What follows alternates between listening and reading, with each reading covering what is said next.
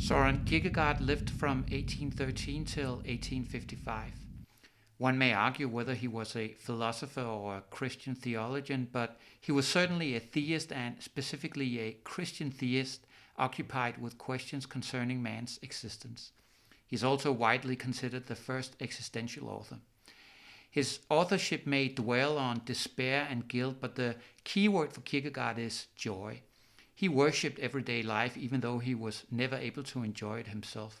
He did, however, spend his entire authorship identifying the conditions for living an authentic and joyful life in accordance with oneself and God. Kierkegaard's life was not marked by many dramatic events, but the disastrous engagement with the 17-year-old Regina Olsen is central in the understanding of Kierkegaard. The 10 years older Kierkegaard had expended all his charms to force an engagement through, only to instantly realize that he was incapable of going through with the engagement. Following a year's agony, he forced her to call it off in the brutest of manners, and it was the scandal of the town. He never forgave himself the affair that plays an integral part of his authorship, but it also made him one of the great philosophers and one of the few that really broke new grounds. Another very dramatic incident in Kierkegaard's life was the so-called church storm that took place in the last years of Kierkegaard's life. Kierkegaard was wary of the democratic reforms in Denmark in the mid-19th century because he feared that in a democratic society that individual would disappear.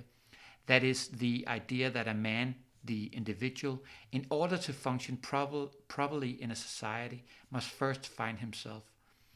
But democracies do not appeal to that individual, but to the masses. And Kierkegaard had the deepest mistrust of man when he becomes part of a mass.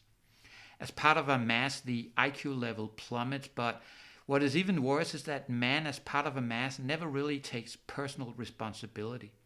Everybody just goes with the crowd, and a democracy will therefore be a tyranny far worse than any kingdom. Kierkegaard blamed the church that it had joined the masses in their cries for democratic reform instead of calling to order and tearing the masses apart. Kierkegaard also blamed the church its preaching of Christianity. Kierkegaard is in doubt as to how the two roles of Jesus relate to each other. On the one hand, there are no limits to the kindness of Jesus, while on the other hand, there are no boundaries to his rigor. But perhaps Kierkegaard concludes the answer is that Christianity lives in the tension between the two ultimate demands. Therefore, he argues, it represents a destruction of Christianity if one exclusively refers to the one, and Kierkegaard became increasingly convinced that this is what the church did. It had forgotten the rigor of Christianity and distorted Christianity into a soft and cuddly sentimentality. All these disagreements gave rise to the prolific church storm that consumed the last 7 years of Kierkegaard's life. It also raises question whether Kierkegaard changed his mind on some of his central tenets, but in the midst of the turmoil, he collapsed on the street and died at the hospital in November 11th, 1855. Kierkegaard takes patience and effort to read. But if you take the time, he is a treasure house of positive outlook, regardless of whether you believe in God or not. Especially his ideas about choosing oneself, to value attitude over feelings, and finding eternity in every moment offers lots of inspiration.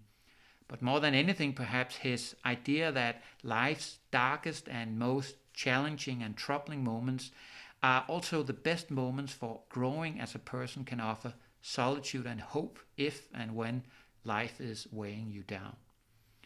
I hope this video series will entice your interest in him and encourage you to delve right into his works, preferably with some companion readers. They can help you a great deal before you really get the hang of him and let himself challenge and possibly change you. I hope you will enjoy this series.